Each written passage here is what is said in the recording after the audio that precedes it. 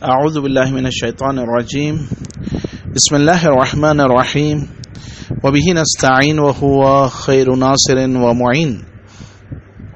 سلسلے دروس بیان احکام میں یہ آج 106 نمبر درس ہے۔ آج کے 5 مسئلوں میں پہلا مسئلہ سو جانے کے بارے میں ہے۔ نمبر 1، جو نماز کے وقت سوتا رہا اس پر واجب ہے کہ اس نماز کی قضا بجا لائے۔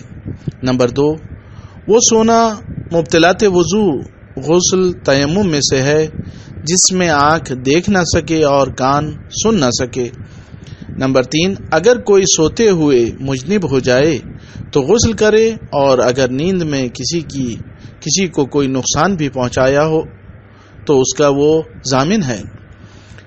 دوسرا مسئلہ خواب کے بارے میں 4 نکات ہیں۔ نمبر 1، خواب دیکھنا اچھائی اور برائی کی نشانی نہیں ہے، لیکن خواب دیکھ کر کسی کے بارے میں بدبین نہیں ہونا چاہیے۔ نمبر 2، خواب دیکھنے سے کوئی چیز ثابت نہیں ہوتی ہے، مثلا سید ہونا، امام زادہ ہونا وغیرہ۔ نمبر 3، خواب دیکھنا تکلیف شرعی کے عائد یا ساقط ہونے کا سبب نہیں ہوتا ہے۔ اگر خواب میں کوئی دیکھے کہ مجھے اس کام کو انجام دینا ہے تو بیداری میں اس کام کا انجام دینا اس پر واجب نہیں ہے، اور خواب میں اس کی رفتار و حرکات پر کوئی حکم بھی نہیں لگایا جا سکتا ہے۔ نمبر 4، جو تعبیر خواب پیغمبر اسلام صلی اللہ علیہ وآلہ وسلم اور ائمہ طاہرین علیہم الصلاۃ والسلام کی جانب سے کتابوں میں ذکر ہیں وہ حجت نہیں ہے، اور اس طرح کے خوابوں کو قرآن، مفاتیح، زیارات کی کتابوں پر لکھنا گناہ ہے۔ اور آج کا تیسرا مسئلہ سونے کے مکروہ اوقات کے بارے میں ہے۔ مساجد میں سونا، بین طلوعین سونا یعنی طلوع فجر سے طلوع سورج کے درمیانی وقت میں۔ نمبر 3، غروب آفتاب اور مغرب و عشاء کے درمیان سونا۔ نمبر 4، تنہا سونا۔ نمبر 5، چھت پر بغیر تحفظ کے سونا۔ نمبر 6، بغیر دروازے و پردے والے گھر میں سونا۔ ان تمام کا حوالہ وسائل الشیعہ جلد نمبر 5 صفحہ نمبر 329۔ اور آج کا چوتھا مسئلہ دوسروں کے مال کو نقصان پہنچانے کے بارے میں ہے۔ حق الناس کے مصادیق میں سے ایک دوسروں کو مالی نقصان پہنچانا ہے۔ قرآن اس سلسلے میں ارشاد فرماتا ہے وَلَا تَكُونُوا مِنَ الْمُخْسَرِينَ، سورہ شعراء آیت نمبر 181، یعنی دوسروں کو نقصان پہنچانے والے نہ بنو۔ اس سلسلے میں 3 نکات پیش کرتے ہیں۔ نمبر 1، دوسروں کے مال کو نقصان پہنچانا حرام ہے اور ضمانت کا موجب ہوتا ہے جس کا جبران نقصان پہنچانے والے کے ذمہ ہے۔ نمبر 2، عمومی مال کو بھی نقصان پہنچانا ضمانت کا موجب بنتا ہے۔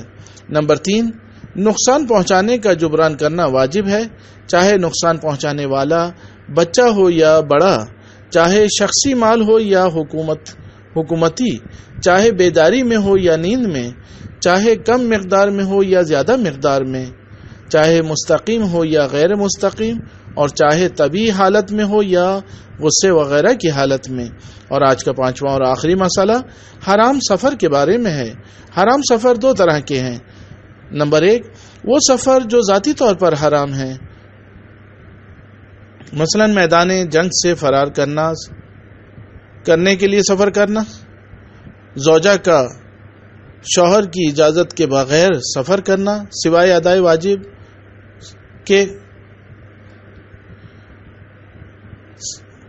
اور نمبر 3، ایسا سفر جو بدن کے لیے ضرر کا باعث ہو۔ نمبر 4، جس سفر میں اپنے دین کے بارے میں ڈرتا ہو۔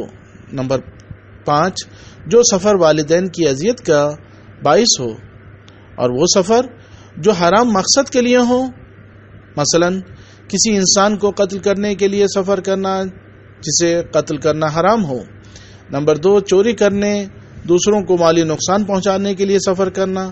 نمبر 3، عفت کے خلاف کام انجام دینے جانے کے لیے سفر کرنا۔